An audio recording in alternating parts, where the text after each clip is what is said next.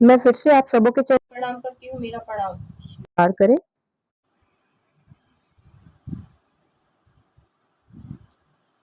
और आइए हम लोग चलते हैं अनमिलाखर में। अनमिलाखर में हम लोगों ने अब तक सुना 2011 के अक्टूबर। ये रांची चले आए। तो आज हम लोग इसके आगे चलते हैं। गहन विपिन में माघ की बर्फीली बयार, सर्द आपकी ठिठुरन शाल और शीशम के लंबे पेड़ रात के अंधेरे में ऊंची मीनार से प्रतीत हो रहे थे। ये जंगल मनातू के और से घिरा था। मनातू यानी नीलम का घर मायका। तत्समय नक्सली हिंसा अपने चरम पर थी। इसके बावजूद हजारों हजार गाड़ियां अग्नि लोगों को लिए रे थी। गाड़ियों की लंबी कतारों के चलते लोगों को उतरकर पगडंडियों का सहारा लेना उनकी व्यवस्था थी। लगभग 10 किलोमीटर का दुर्गम, कंटीला और पथरीला रास्ता तय करना था, तभी मंजिल तक पहुंचा जा सकता था। सचमुच जीवन प्रणय पर भारी कर रही थी। जिज्ञासा। 29 जनवरी 2012 को हरिंद्रानंद की शिव विषयक चर्चा का आयोजन निर्धारित। भारत ही नहीं अपितु देश विदेश से लोगों का आना अहर्निश जारी था। तथापि व्यवस्थापकों ने सुदूर क्षेत्रों से प्रियजनों को आने की मनाही की थी।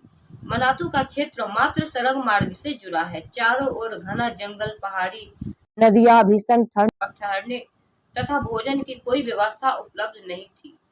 इतने लोगों की व्यवस्था की भी नहीं जा सकती थी उस जंगल में। शाम आते ही अंधेरा। दूसरा यह कि नक्सली आतंक के वृक्ष साए भी कंपित रहे। रहते।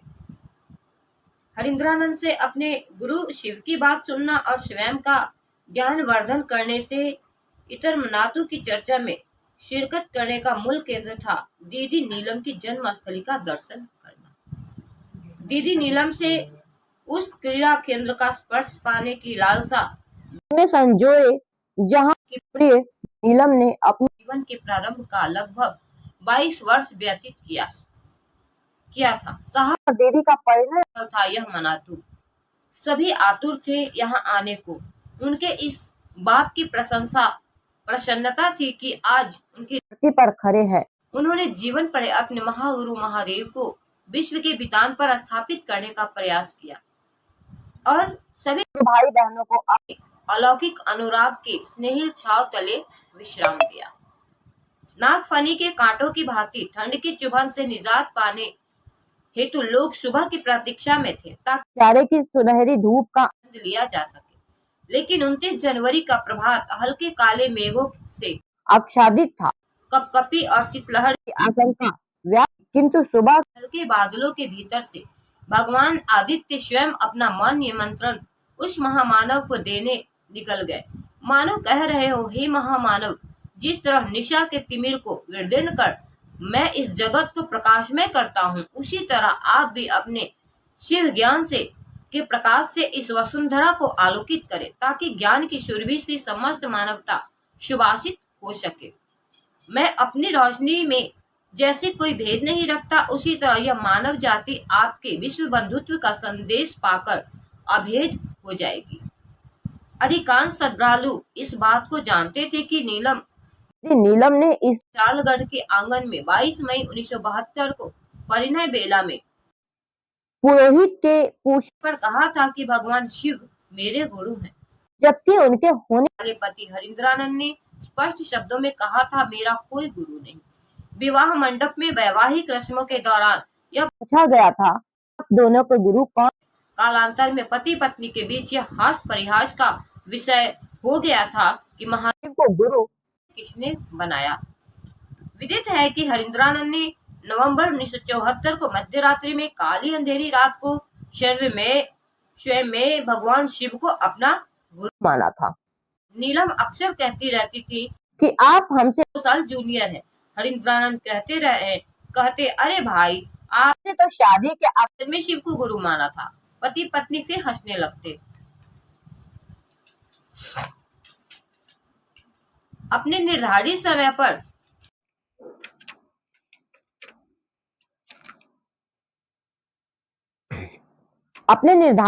पर जागा महादेव के उद्घोष से गूंज मनातू का जंग और आरंभ हुई शिव की चर्चा। लगभग 3 लाख की अनुशासित भीड़ से अल्पलावित मनातू गढ़ का मैदान तो बाबा बैद्यनाथ की चिता भूमि के श्रावणी मेले में तब्दील हो गया। वैसे भी जब शिव होते हैं सर्वप्रथम अनुशासन की सीमा तय कर दी जाती है। सभी सांच शांत थे। मंच संचालन से वक्ताओं एवं भजन गायकों को मंच पर आमंत्रित कर रहे थे। अनवरत चर्चा एवं भजनों के संप्रवाह से शिवमय हो गया मनातू। नक्सली हिंसा, भय और भूख के प्रांगण में अध्यात्म मार्ग के विश्व बंधुत्व का संदेश ऐतिहासिक ही नहीं अपूर्व था। दीदी नीलम के पिता श्री मवाड़ जगदीश्वर जीत सिंह अस्वस्थता के बावजूद लोगों के अभिनंदन के निर्मित मंच पर आए। आज मनातू के उस मवाड़ की आवाज में कंपन थी जिसकी बहादुरी के चर्चे सरेआम थे।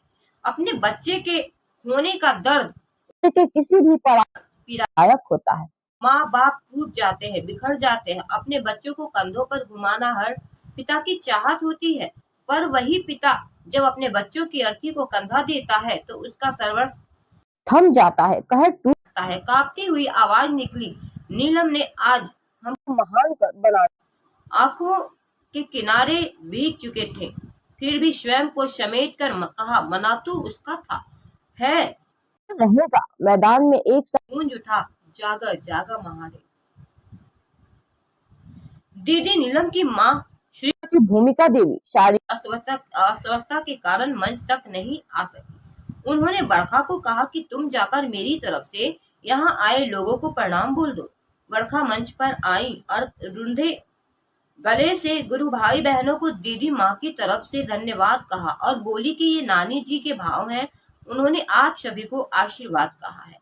उन्होंने संवाद देने को कहा है कि इस दुनिया में मैंने एक राजमणि नीलम को जन्म दिया, लेकिन शिव शिष्या राजमणि नीलम ने आध्यात्मिक धरा पर लाखों राजमणि नीलम को पैदा किया, जो आज शिव शिष्यता में मणि की भांति आश्वान है। प्रोफेसर रामेश्वर मंडल ने शिव शिष्यता के प्रयोजन एवं उसकी पृष्ठभूमि पर प्रकाश डालते हुए कहा कि हमें साहब श्री हरिंद्रानंद जी द्वारा बताए गए सूत्र का अनुपालन ईमानदारी के साथ करना चाहिए, तभी हम परिणाम की तक पहुंच पाएंगे। घड़ी की सुई टिक टिक करती आगे बढ़ रही थी। सूरज माथे पर चढ़ गया। उस नरमी थी। हरिंद्रानंद मंच पर उपस्थित हुए रात की ठिठुरन एवं लंबी यात्रा से आए म्लान पर जैसे ताली आ गई। मंच संचालन ने जगत गुरु शिव के दक्षिणामूर्ति पंचानन एवं सदाशिव स्वरूप का पर चर्चा करने का आग्रह किया, जिसे स्वीकार करते हुए उन्होंने संबंधित विषय पर चर्चा की। गंगा जब समुद्र में मिलती है तो अपनी पूर्णता के साथ मिलती है। ठीक उसी तरह से साहब की चर्चा का मात्र एक अंश भी अपनी पूर्णता में रहा है। सब कुछ शिव भाव की परिधि में, बस यही उनका एकमात्र ध्येय होता है, जिसे शिव के शिष्य बखूबी समझते हैं। हरिंद्रानंद ने कहा कि शिव के विभिन्न स्वरूप को अपनी पूर्णता में प्रसिद्धि प्राप्त हुई है, परंतु सदाशिव पंचानन एवं दक्षिणामूर्ति की महिमा से मंडित उनका ज्ञानदाता स्वरूप अनजाने कारणों से जन सामान्य में प्रतिष्ठित नहीं हुआ। शिव के अनेक स्वरूपों में जगत गुरु की उपाधि से भी उन्हें विभूषित किया गया है। इसी गुरु पद के कारण भगवान शिव दक्षिणामूर्ति सदा एवं पंचानन की संज्ञा से अभिहित होते हैं। दक्षिण भारत में के महान संत तिरुमूलर ने कहा है कि वह परमात्मा जिसके जटायुक्त केस लहरा रहे हैं और जो झड़ती हुई पानी की बूंदों वाली गंगा को धारण किए हुए है, गुरु रूप में प्रकट होते हैं और हमारे दुखों का अंत करते हैं। हम उस वास्तविक अध्यात्म तो गुराधिपति शिव की शरण में है, उनके आश्रय में है। महाकवि कालिदास ने ठीक ही कहा है ना, यथार्थ विदा यानी पिनाक धारण करने वाले देवता के यथार्थ स्वरूप को जानने समझने वाली है। साहब की चर्चा तो अमृत के समान थी, जो सदैव जीवनदायिनी होती है। लोगों को संबोधित करते हुए उन्होंने कहा कि आप इस जंगल में की चर्चा के लिए आए हैं। गुरु शिव आप पर दया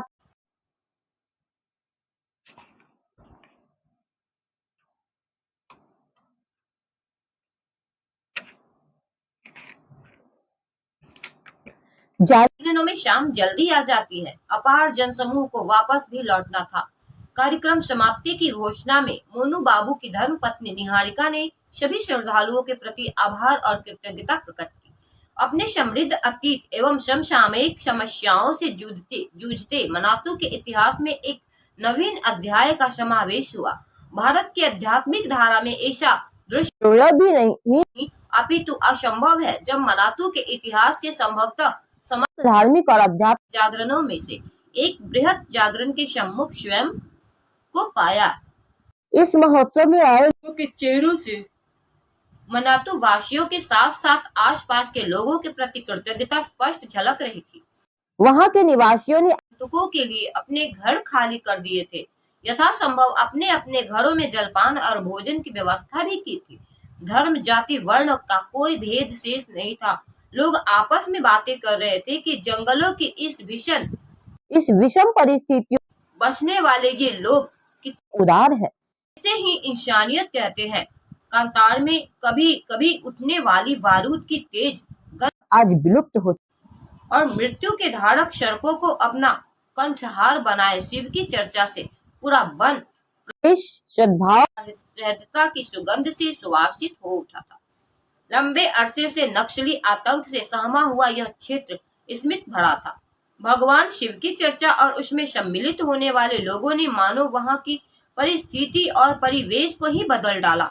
शिव की चर्चा से पत्थर और पेड़ों का व्यसना एक छोटा सा उदाहरण है, एक प्रयोग है। सृष्टि और संसार के अनजाने आरंभ के से प्रस्तर मूर्तियों और शिवलिंगों के माध्यम से पूजे जाने वाले शिव आज अनगिनत लोगों के हृदय में अवस्थित हो चुके हैं।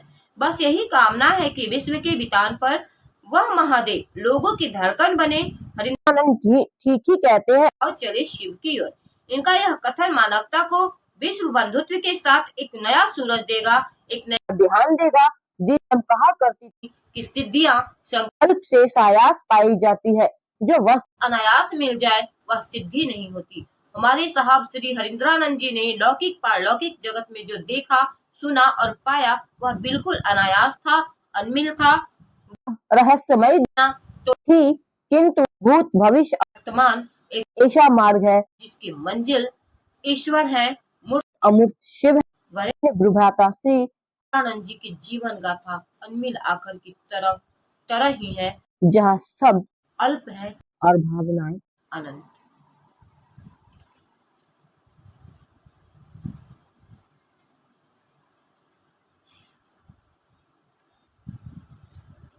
तो आज अनमिल आखर पुस्तक का यह लास्ट लाइन समाप्त हुआ। हम लोगों ने अनमिल आखर को कंप्लीट पढ़ लिया। ये अनमिल आखर संपूर्ण हो गया। हम लोगों ने अनमिल आखर पुस्तक को पूरा पढ़ लिया। इस वीडियो के माध्यम से हम लोगों ने पूरा सुना और हम लोग इसमें अपने साहब जीवन के एक एक पल को सुने हैं, अपने साहब के जीवन के एक एक घटनाओं को सुने हैं।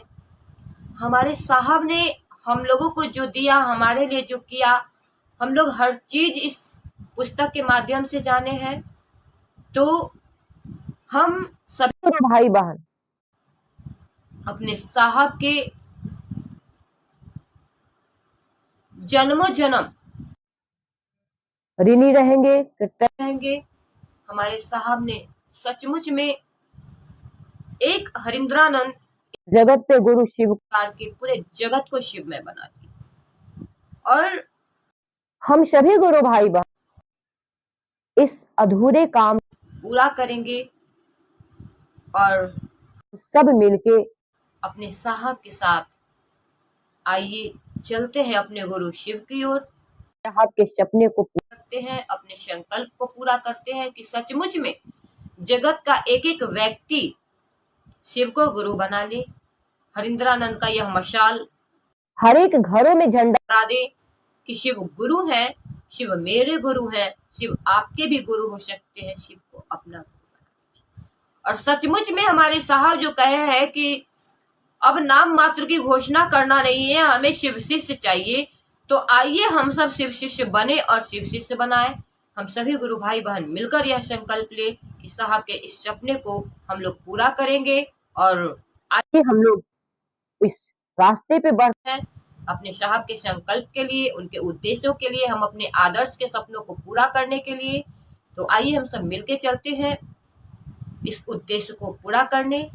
और मैं फिर से आप सबों के चरणों में प्रणाम करती हूँ, मेरा प्रणाम स्वीकार करें।